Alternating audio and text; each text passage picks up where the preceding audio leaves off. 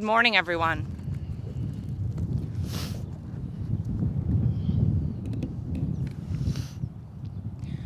I'm Lucy Lang, New York State Inspector General. With me is Deputy Inspector General Jessica Silver. On average, nearly 20 people per minute are physically abused by an intimate partner in the United States.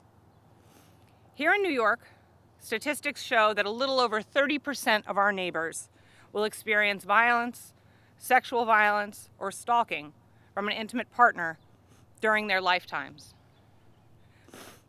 This is a crisis that was only exacerbated by the pandemic, when the volume of calls to the New York State Domestic and Sexual Violence Hotline increased nearly 45%. In recognition of these victims, I invite you to join me in a moment of silent acknowledgement.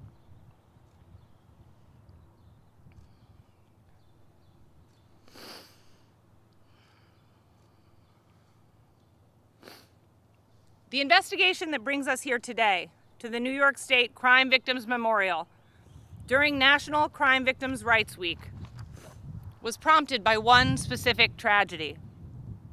And I'll be sharing our investigative findings about failures by the New York State Office of Information Technology Services, or ITS, and the New York State Office of General Services, or OGS, to comply with their own domestic violence and the workplace policies. I will also announce our upcoming efforts at the Inspector General's office to enhance statewide agency compliance with initiatives designed to combat domestic violence. I am hopeful that together we can bring this issue into the light where it belongs. Before I begin, I'd like to acknowledge that this content is difficult to hear, and I encourage those of you who are watching and listening to prioritize your safety and well-being if you need to step away. If you or someone you know is suffering from domestic violence, please call the New York State Domestic and Sexual Violence Hotline at 1-800-942-6906 or use the resources or live chat available at opdv.ny.gov. One need not look to statistics to recognize the way in which domestic violence impacts the lives and endangers the safety of thousands of New Yorkers every day. Virtually all of us know someone affected by it, whether we know it or not. And the collateral effects extend well beyond the home into all areas of society, including the workplace, where it compromises the safety of both victims and coworkers. New York State, one of our state's largest employers, has long been a leader in acknowledging this fact, as well as acknowledging the role employers can play in combating domestic violence. The New York State Office for the Prevention of Domestic Violence, or Opdv, was created in 1992 with a mission to improve New York State's response to and prevention of domestic violence, with the goal of enhancing the safety of all New Yorkers in their intimate and family relationships. Opdv, the only organization of its kind in the country, offers agencies a model domestic violence and the workplace policy, which identifies and prescribes agency practices including training, awareness, and reporting components to ensure that agencies will be equipped to properly respond to such situations. Since 2008, pursuant to executive order, state agencies have been required to use Opdv's model to formulate and adopt policies of their own. OGS and ITS have each formulated and implemented such domestic violence policies, but as our investigation revealed, a written policy is only as good as how effectively it is implemented. And here, when an ITS employee informed her agency that she was a victim of domestic violence, when she reached out for help, it fell on deaf ears. Tragically, almost a year later, her husband, who himself had been employed by OGS until his resignation a few weeks prior, killed her in their home before taking his own life.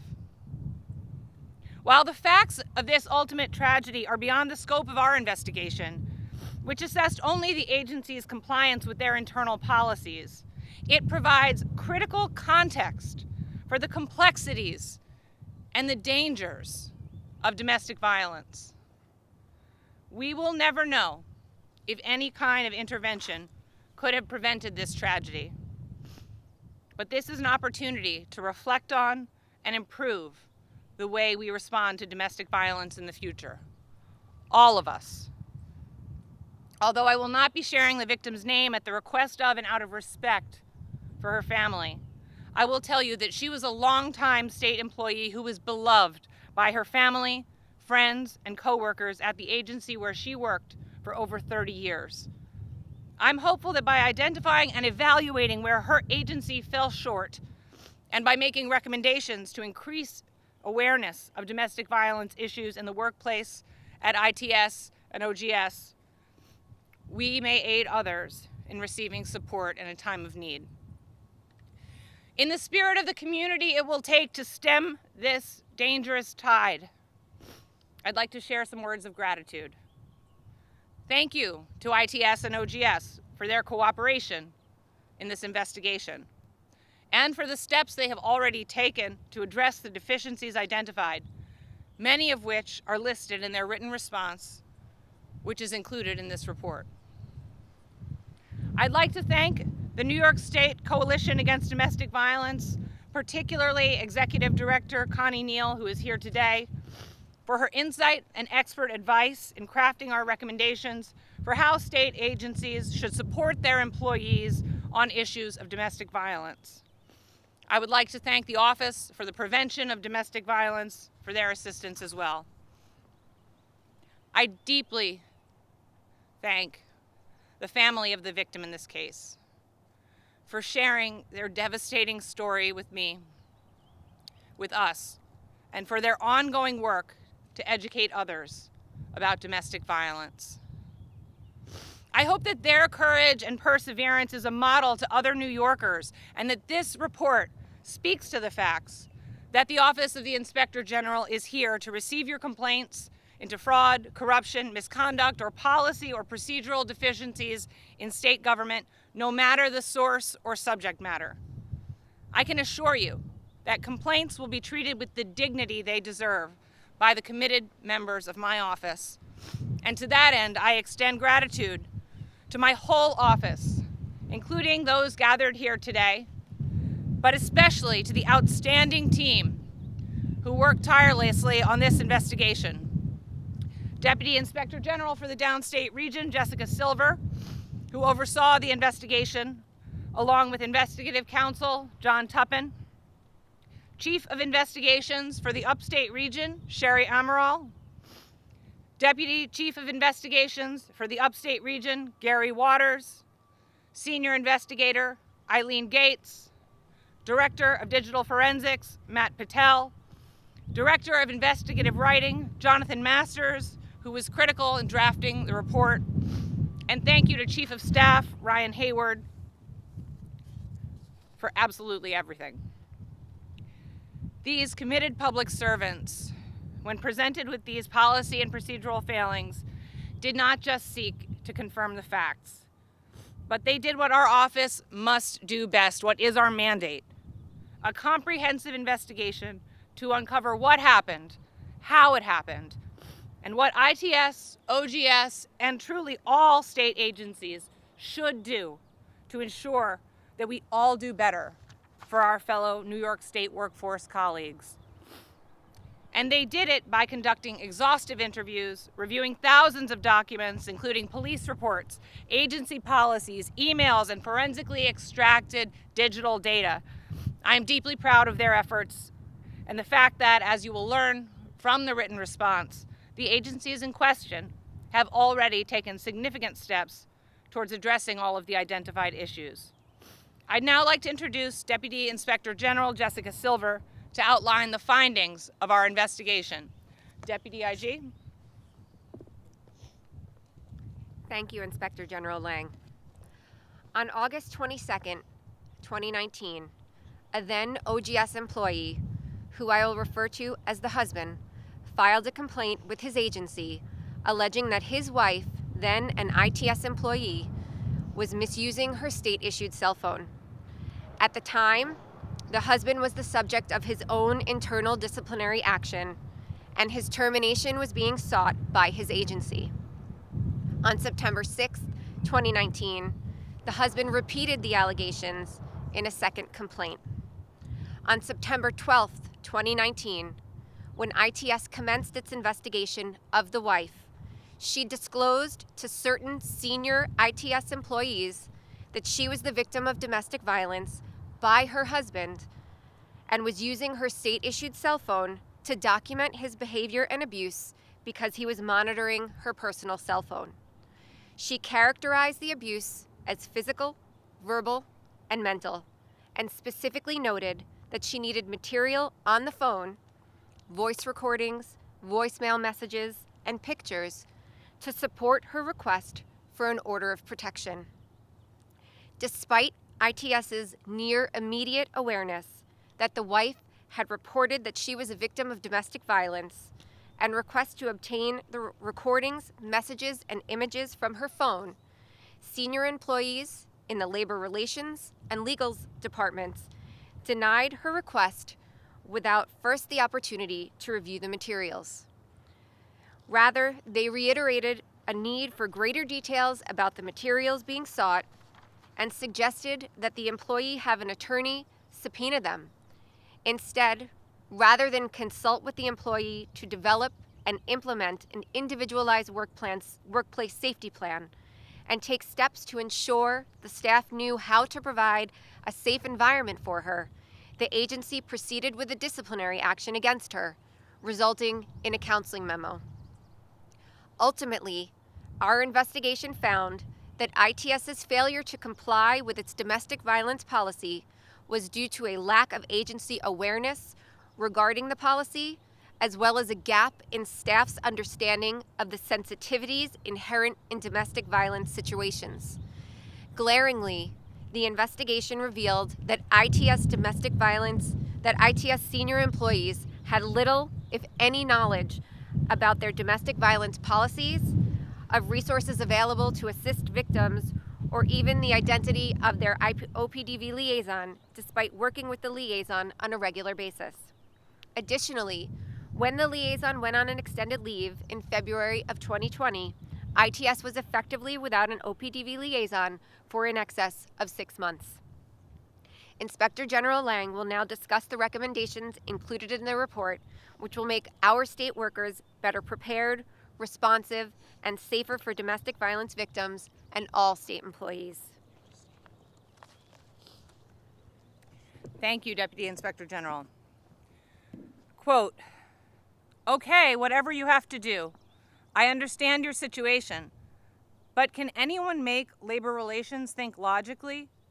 It is so sad that they beat the horn about agencies protecting domestic violence victims, but when it actually comes to practice, they're not even willing to consider anything." Those were the words of the victim in an August 3rd, 2020 email to her supervisor, when she was informed that ITS would not be pursuing formal discipline against her, but would instead counsel her for the misuse of her cell phone, the contents of which she never received.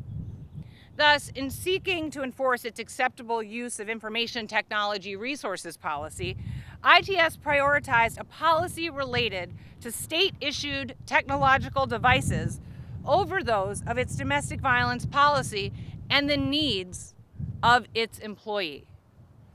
Everyone has the right to work in a safe and secure workplace. While the state has created policies to ensure an effective response from agencies, those policies proved ineffective here because the agency at issue did not effectively implement them. As a result, the offices of the Inspector General have the following policy recommendations.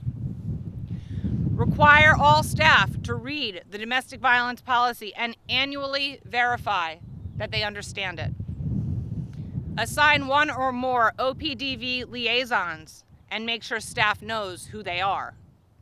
Make sure the liaisons are trained in domestic violence policy and resources, mindful of the risks and impacts of vicarious trauma to both the OPDV liaison and to other staff. Educate all staff about the impacts of trauma and take a trauma-informed approach to communicating with anyone who identifies as a survivor. Check that policies are current as to both supporting a staff person who may be a victim of domestic violence, as well as procedures to address staff who may be perpetrators. Make the Office of Employee Relations and OPDV online trainings available for all employees about domestic violence and relevant intersecting topics like stalking, mental health, and alcohol and substance misuse. Require such training for every new hire during the onboarding process.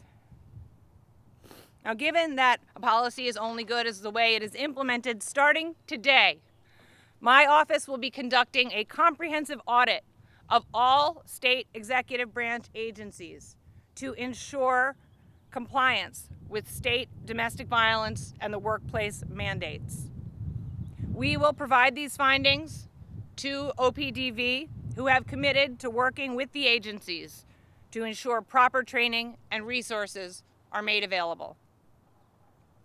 Standing here today at the State Crime Victims Memorial, we remember those who've been lost and those who've survived their encounters with domestic violence, who bear its scars. Dedicated to victims of crime and their families, this memorial is a symbol of the tragedy and the heartbreak that can be caused by such violence. We pay our respects to the families and friends of those who were taken from us too soon.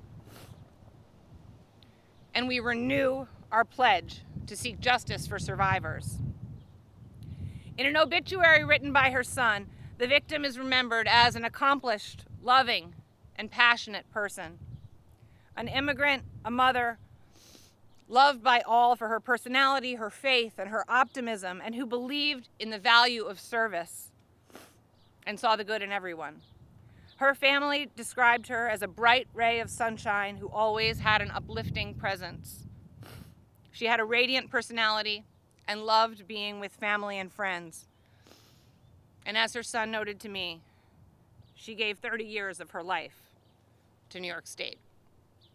And so I'm here to say to this family, it's still in mourning, New York State grieves alongside you and commits to making the changes necessary to offer support to others who are suffering. New York State employees should be able to count on their employers to take a trauma-informed approach to understanding their circumstances and connecting them with experts and resources to help end the terrifying cycle of domestic violence. To all victims of domestic violence, you do not have to suffer in silence. The Office of the New York State Inspector General stands with you. I invite questions.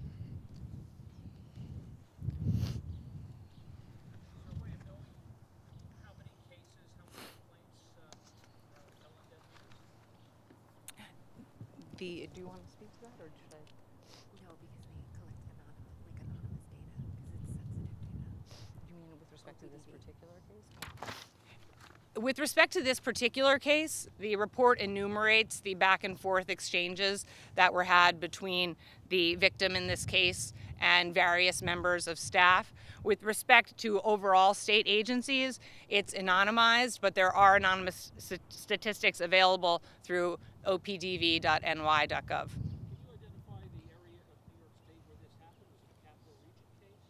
It was a capital region case. Talk a little bit about the two state agencies. What was their initial reaction? And you spoke about this a little bit. Can you talk about their initial reaction when this was brought to their attention? With that, I'm going to ask Deputy Inspector General Silver to share a few thoughts. Certainly at first, I think everybody who was close to the victim and were shocked. And I think that there was a reflection, an immediate sort of attempt at trying to sort of gather the facts and details and find out what had happened and review if there were any steps that could have been made differently. I'm sorry, we were talking about after the death, right? Yes. So, but with respect to the initial complaint that she made, it was not elevated beyond the levels enumerated in the report. Not, no. Because of this case, does New York State have any liability? It's not within the purview of the State Inspector General to speak to civil liability issues. So aside from additional learning programs or education programs, how do you plan to alleviate this kind of issue? This is an utter tragedy, and we are calling on all New Yorkers, including the press, to help us elevate these issues that have too long been obscured from public view, and to encourage state agencies to speak openly and to seek support in areas that they don't know. Because so much of what happened here is that warning signs were disregarded. And that is a failure of education, a failure of training, and is the reason that domestic violence has for generations existed outside of the public sphere. And we have to work together to solve that. You mentioned a review of the executive branch agencies starting today. How long does something like that take, and what's kind of the work that's entailed? Well, I wish that I had my chief of audit here so that I could put him on the spot and ask him how long it will take, but I expect that it will take us several months to gather data from all of the state agencies under our jurisdiction, to process it, to follow up where necessary, and then to aggregate it into a form that we can share with Opdv. Are you able to enumerate how many active investigations there might be at this point? I'm not.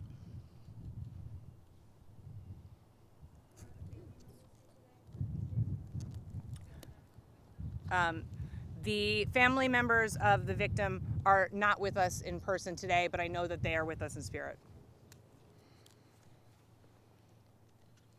We take measures to make it easier for people to report domestic violence. I know there's measures already, but just make it that someone can just go straight to one place, make a complaint, and then the state can jump on it as needed.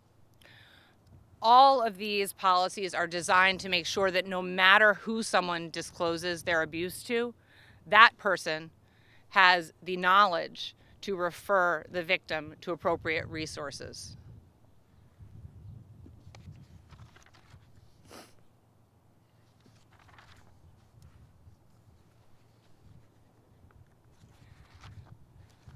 Thank you all so very much. Just to conclude, for more information, please see our report at ig.ny.gov.